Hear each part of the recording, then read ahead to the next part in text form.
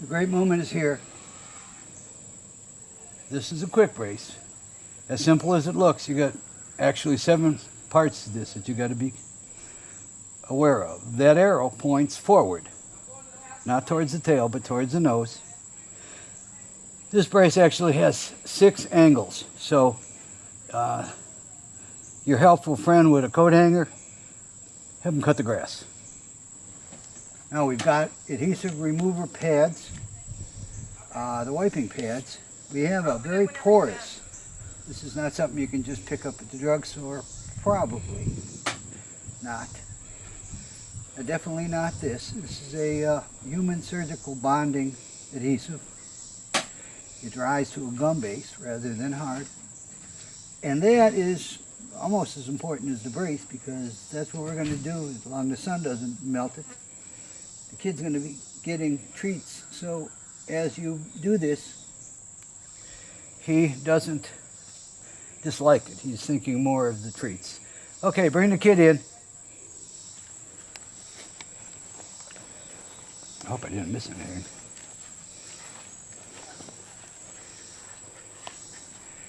Okay, our little girl here is 10 weeks old. It's been 10 days since her crop. It's healing nice. Remember using the quick brace. The vet put the quick brace on right after surgery. The ears accelerate healing. Her stitches came out this past week, so they were in about 7 days. We didn't have any post-healing necessary. If we do, and when we do, we simply wait a few more days before we worry about putting a brand new brace on. She's had 1 brace. This is her 2nd brace. That's artificial ear stance. It just looks great.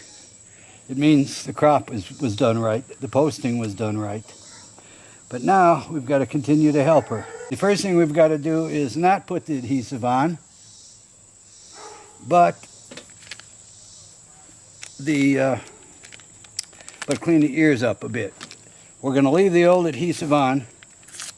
We're just going to use these things right now to remove any excess earwax. And you just bend the ear. Again, they're not sensitive because the dogs had no problem at all with her crop. And we're going to go down here and see if we can find buggers. Oh, very good. And same thing on this side. And we're only going to do like twice. That should take care of any real loose adhesive. And definitely the wax. Now I'm going to point out a couple things. We talk about the lobe. This is the lobe right here in the center of the ear. When you call in with measurements, you measure from the top of the lobe to the tip of the ear. You can do both. We're going to take an average. Who knows? It could be a 1/100th of an inch different. It depends on if the vet had a moment of discussion with somebody, but I'm just kidding on that. The vet's very good. All right, now we got to know what size brace. So we take the ruler, we put it against the lobe, and we see where the end tip comes. In this case, it's 3 1/8, but 3 is fine. It'll be up to us to make the adjustment here on what you tell us. The hard part that seems to be hard to understand is the width of the head. If you put a pencil here and a pencil here and measure between the pencil, you get the width we're asking. We don't want you to go around the head. And we have to do this in the sun, so pardon the shadows. Now we're going to get her ready with the adhesive remover. And I will say at this time, if you need anything, don't become inventive. Call the office. Now we're going to paint the ear. We're going to do it lightly. And then I'm going to have someone else take over because all I did was invent it. Now, we've been practicing with this since the 70s, late 70s, some of that. And all the changes, tape, adhesives, type of adhesives, time in the ears, the brace design, and remember the brace has 6 angles. You have to duplicate it. Good luck on your own. It's usually cheaper to buy them than it is spend 2 hours trying to make one. All right, now she's being a good girl. She's being a good girl, so we're gonna give her a treat. Ooh, treat. Now we teach all our dogs that this means treat. Treat. Oh boy. We want her to think of all the good thoughts. Again, now you see this pup. This will be its second brace. And my assistant here is going to apply the adhesive to the brace. Again, it's not how thick, but it definitely you want it completely covered. You also want to wait after you get it done until it dries. And actually what we usually do is do the brace first and let it just sit so it has more time to dry. Now at this point in time, the absorbent tape is doing what it's called, absorbing tape. It's absorbing the adhesives for a better hold. Now you do this and you might have to wait 5 minutes, maybe 10 minutes if you're like in Anchorage and it's cold. But obviously in the sun. See another piece of cheese. It's a good girl. It's being very good. I wouldn't sit there while this was being done. Now, when you check your ears, touch them. If you don't get adhesive on your finger, and I pressed, then it's ready to apply. And if it's the same thing on the brace, it's ready to be applied. Now, on rare instances, even the experienced, you might have to reposition, put a new brace on, or reposition the brace. You have to go back to the pre-adhesive stage when you do that. Okay, you see how she's doing it? Go ahead. Okay. Just remember, he's got a video every part of this. And remember, this brace goes a 1/4 inch above that little lobe. It can't touch the lobe. If you let it touch the lobe, it's going to irritate the kid's ears. If you put it on wrong, Carol, without taking the brace off, show them how you take off the brace by grabbing the ear and how you peel the brace back. Make sure it's the side that the camera can see. Okay. All right, you reach to the bottom while you're holding your thumb somewhere above it and peel it back like you would a Band-Aid, and do it quickly.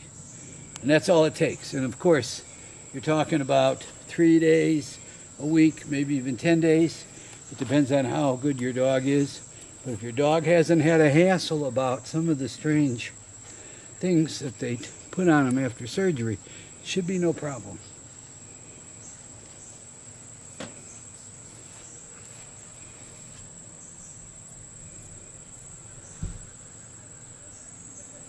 Now she's putting on adhesive, so the cross tape, which is very important, even though at this point, let me see.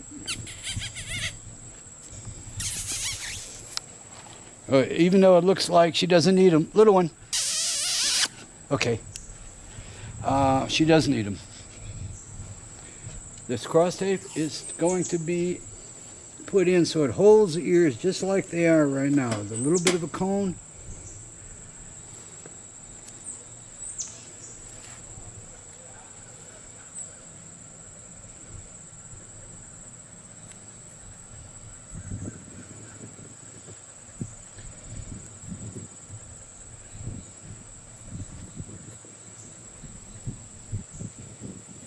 All right, now what we want, hold her little head up for me.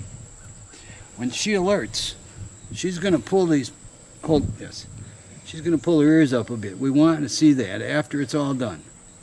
We don't want it resting on the ears like this. So by noting that there's some lift still, you know you got it on right. Now there's no more adhesive. She's not going to put any adhesive on the back side of the ear. This is just to cover the adhesive tape, and kind of a sandwiching effect. And yes, give her a piece of cheese. That's a good girl. Hi, girl. Oh, that's good. Sweet girl. You just want some cheese? You see, she doesn't dislike her mommy for doing it, holding her still so she can't run away. Now, I may make a noise again. Oh, what a pretty girl. Okay, now we're going to put the masking tape on, not duct tape. And the art of the system, we're teaching a dog ear stance without making it uncomfortable, is not to put pieces of galvanized rubber from the tires on her ears, or some thick, easily acquired, especially medical tape. Medical tape will weigh so much more than that little piece of. And all we're doing that for is in case we've got, in our case, her litter mates, she has a buddy she plays with. And actually we've had entire litters, 8 and 10 out playing, and they can keep the brace. Now we see here, we're looking at it again, and there's a little bit loose here. Make sure you get that all in correctly. All right, and make sure the lobe isn't being touched on both sides. Great. It's a good girl. We're sorry, honey. And given a piece of cheese, we can say She's done. the end.